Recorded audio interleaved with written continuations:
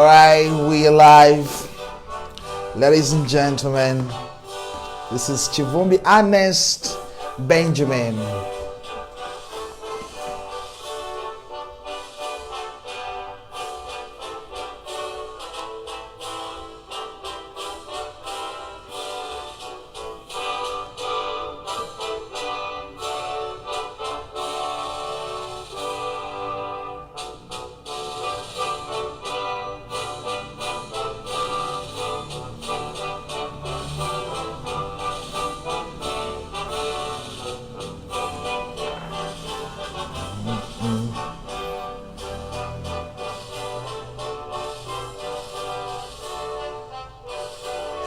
Rwanda, our beautiful and dear country, adorned of hills, lakes and volcanoes, motherland would be ours filled of happiness as all our children.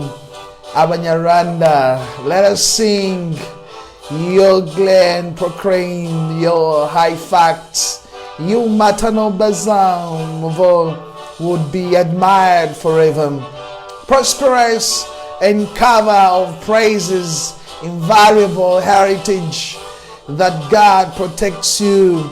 You filled as priceless goods, our common culture identifies a single language, unifies us, that our intelligence, our conscience and our forces fill you with varied riches for an unceasingly renewed development. Our various ancestors gave themselves bodies and souls as far as making you big nation.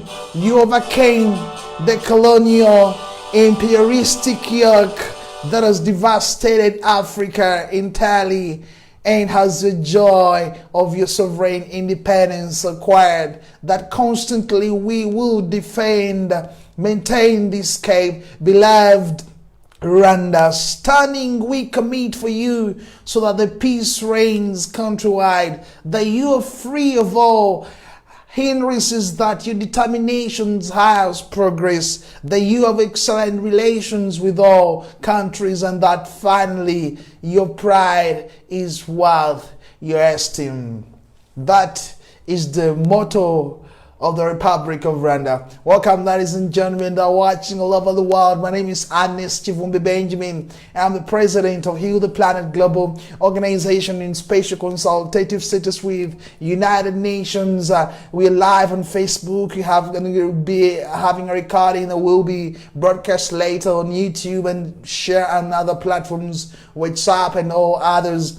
I want to welcome you. I'm an investigative journalist, graduate this year, earlier in March, courtesy of His Excellency the President of the Republic of Uganda, Kaguta Museveni, and of course I hold background in law and ICT. This number of courses. I'm a family man, I'm an entrepreneur, a motivation speaker, and I am a sought after, of course, motivation speaker and an author, working on several kind of books and investigations of politics around the world, of key people and events happening around the world. We began what we call healing of a nation, Rwanda's future without Paul Kagame.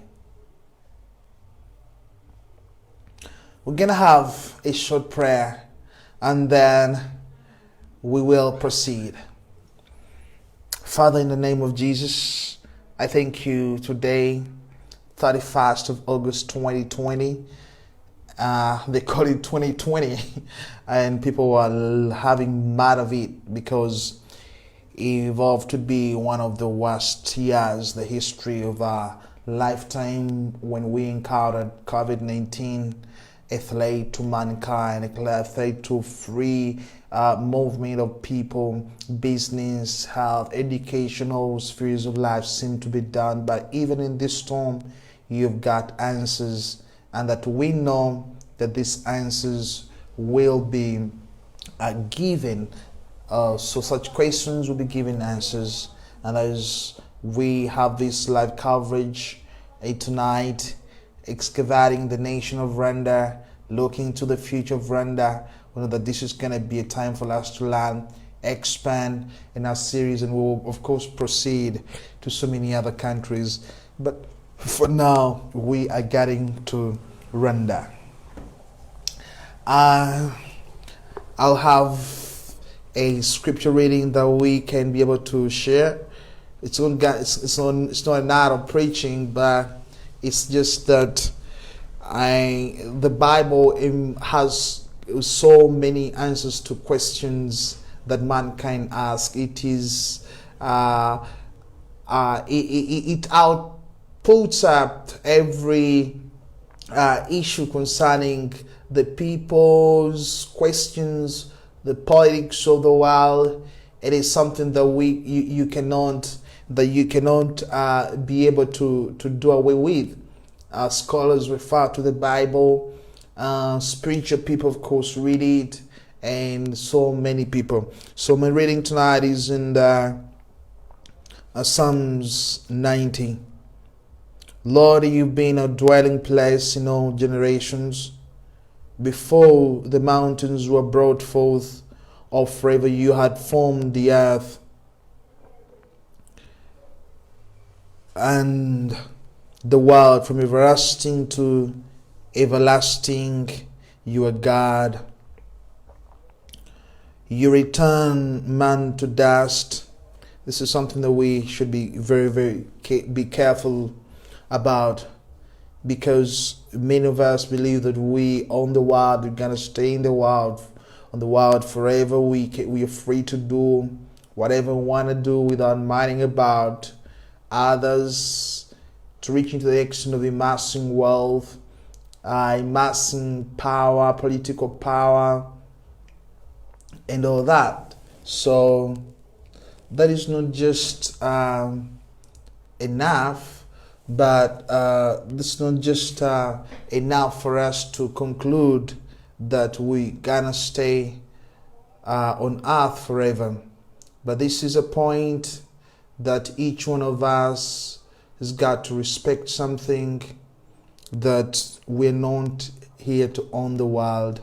Rather, the world will definitely pass away, and all while we've told for, time is coming when we are unable to have whatever we've told for. So that keeps us humble, that keeps us more responsible, that keeps us to think about others, to value human dignity, and of course respect the lives of other people. So you return man to dust, and say, return, O children of man. For 1,000 years in your sight are best as yesterday, when it is past, and they're like when it is past, or as a watch in the night, you sweep them away as with a flood. They are like a dream, like grass that is renewed in the morning. So I wanted to read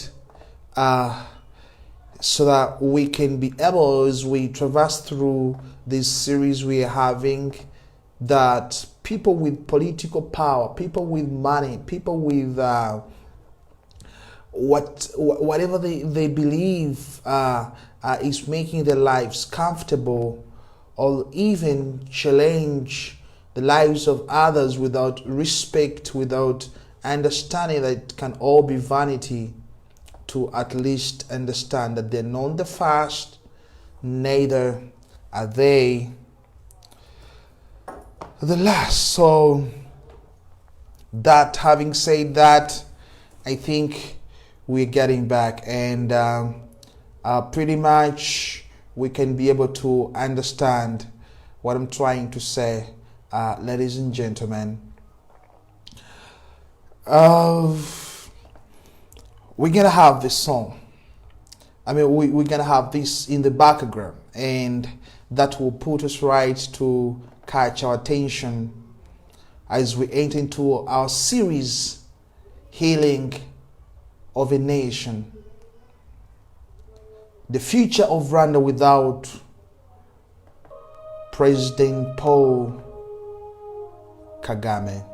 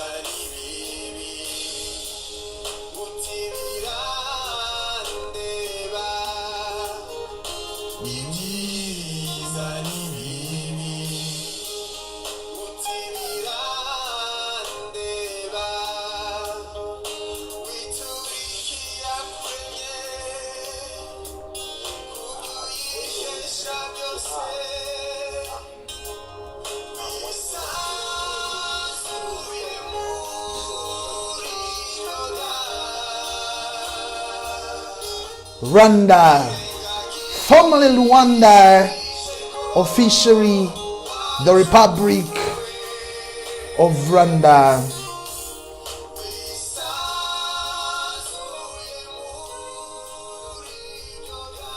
Is a landlocked country in the Great Rift Valley, where the African Great Lakes region and East African countries emerge.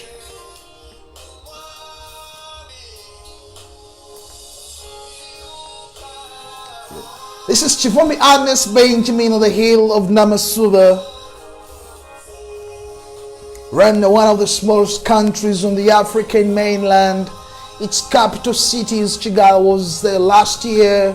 I had time to engage with several heads of state who had turned up at the convention center. I toured the genocide memorial. I toured so many places in Rwanda that I cannot actually fail to forget, because the memories are fresh to me, and this beautiful country is why I'm trying to share with you tonight. You can share this link, you can invite your people to come and watch Kivumbi. Thank you, Dr. Generals. I can see you joining us in this live coverage, and all the people of California, greetings to you. All right. So some of the neighboring countries of Rwanda include Uganda, include Kenya, include Democratic Republic of Congo, Burundi, of course Tanzania. Yeah, located a few degrees south of the equator. It is highly elevated, with its geography dominated by mountains in the west and the savanna in the east, with numerous lakes throughout the country. The climate is temperatures are subtropical, and with 2 rainy seasons and 2 dry seasons each year. Rwanda has a population of about 12.6 million people living on 26,338 square kilometers, making 10,169 square kilometers of land, and it's the most densely populated mainland African country. We are digging deep into Rwanda, finding out this beautiful country. Share the link, ladies and gentlemen.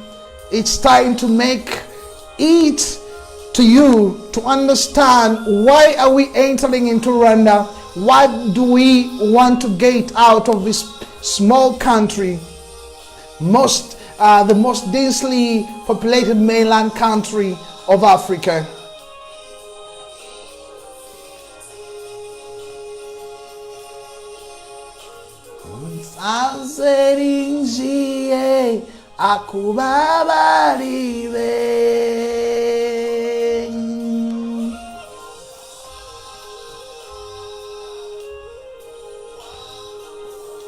The population is young and predominantly in rural areas with a density among the highest in Africa. Like I've said, Rwandans are drawn from just one culture and linguistic group, Rwanda. Although within this group there were 3 subgroups. These include the Hutu, the Tutsi, and Twa. The Twa are forest-dwelling Pygmy people and are often considered descendants of Rwanda's earliest inhabitants. Scholars disagree on the origins or differences between the Hutu and the Tutsi. And some believe that the differences are derived from former social cascades and with a single people, while others believe that the Hutu and the Tutsi arrived in the country separately from different locations. Christianity is the largest religion in the country. The principal language is Chinyarwanda, outspoken by most of the Rwandese, and with English and French serving as additional languages.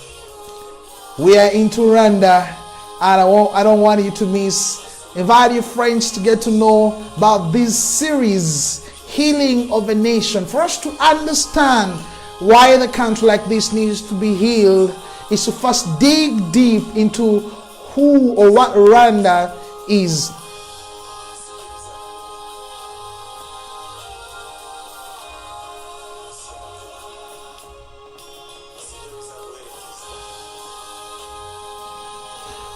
So the sovereign state of Rwanda has a presidential system, and this presidential system of governance is headed by President Paul Kagame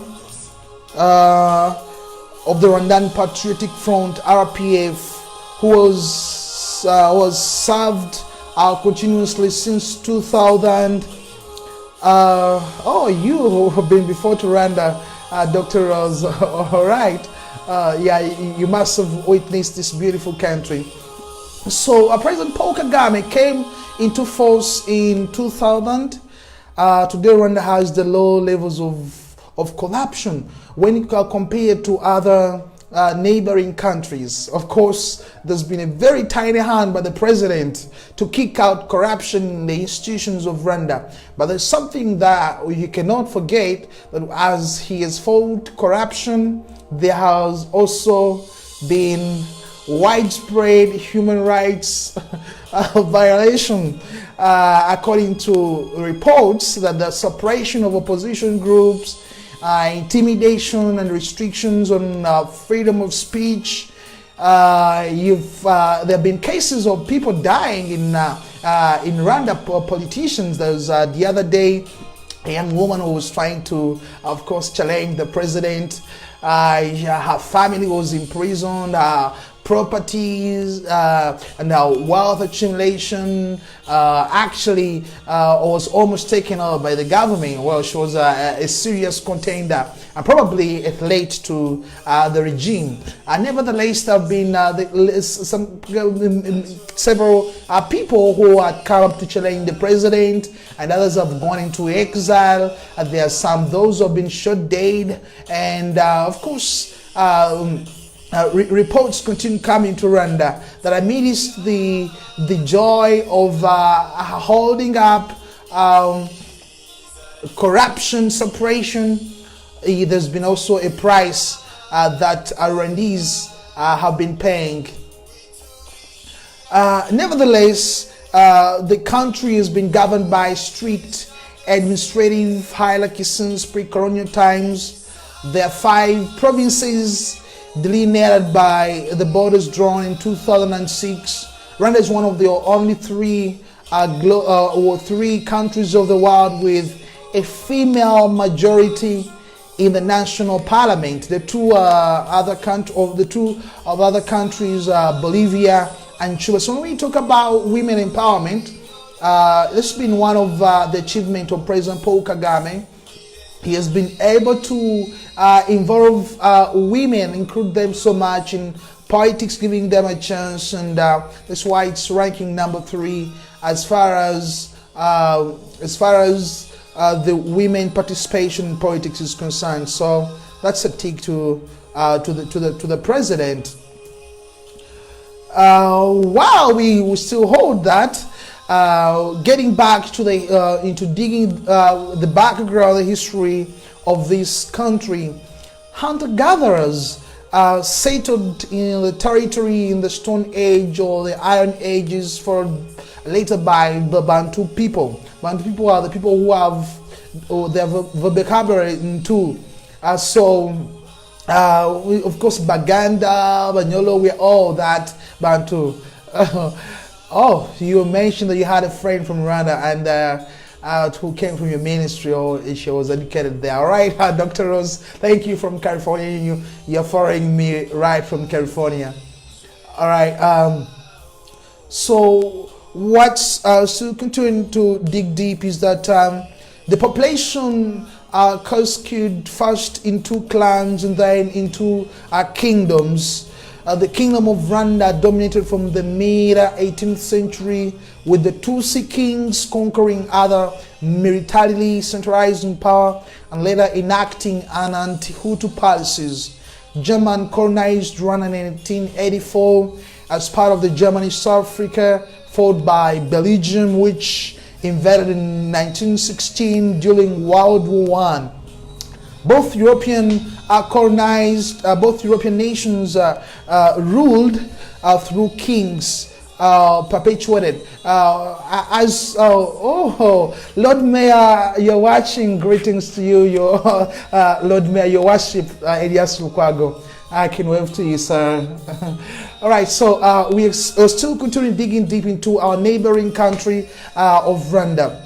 So when during this First World War, we saw different countries. We saw Belgium coming in to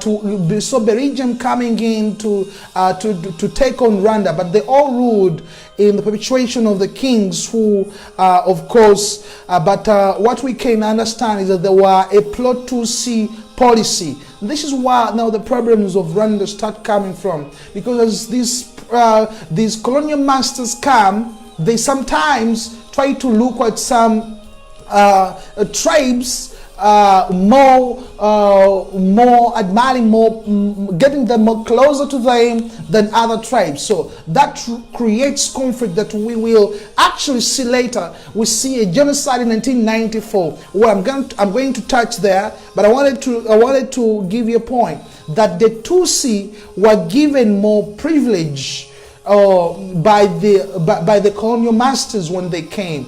So that is one of the major things that we cannot fail to dig out, especially when we try to see where now problems coming to this small African country. I'm still reminding you that you're watching Kivumbi, Earnest Benjamin, live from the hill of Namasuba. We're into series Healing of a Nation, Rwanda's Future Without President Paul Kagame. I read you a scripture earlier, and I was talking about in Psalms 90, where I say that before mountains were born, God had been a dwelling place. Because leaders come and go. We've seen strong people. We've had people who shake the world, people who are in power, and they do all kind of nasty thing to others, thinking that for them, they're the Alpha and Omega, so nothing can happen to them. So we are, however strong, however powerful leaders can be, we should not forget there's going to be a time when we are not in power anymore. We're only few years on earth. We are only few years on earth. the Bible has talked about that we go back to dust quickly. So I read that, those of you who joined me in the beginning. So let's continue digging deep. But I was trying to give out a point that as the colonialists came, they valued so much a section of or a certain tribe called the Tutsi of Rwanda.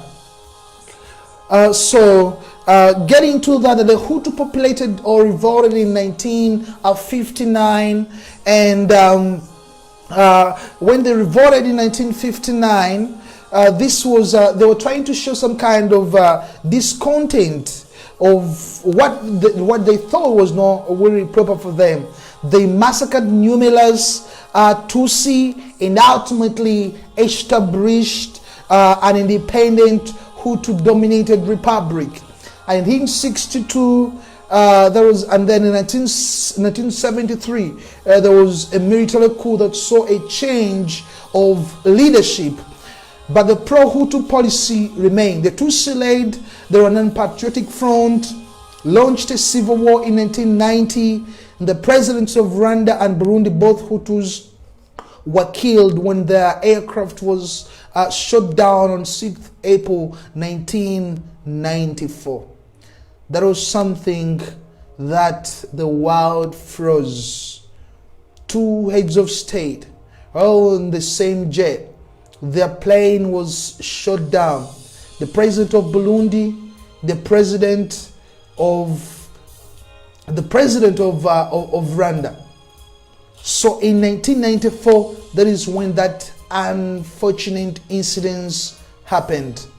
So the social tensions erupted in 1994 genocide that followed, in which the Hutu extremists killed an estimated 500,000 to 1 million Tutsi and moderate Hutu. The RPF ended the genocide with a military victory. Of course, there have been debates of how many people really died in Rwanda.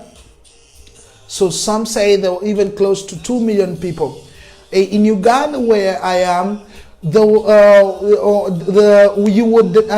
course, I was young at that time, but we were told that not to eat Nile perch, fish in the lake. Many times when you would eat the fish, you would find their palms, your hands of people, watches. You would find so many things because the river from Rwanda was carrying bodies of dead bodies of people who had been massacred in the genocide. People died. I was in Kasensolo, on the border of Tanzania and Uganda. I remember I went there to visit. I went there for burial of my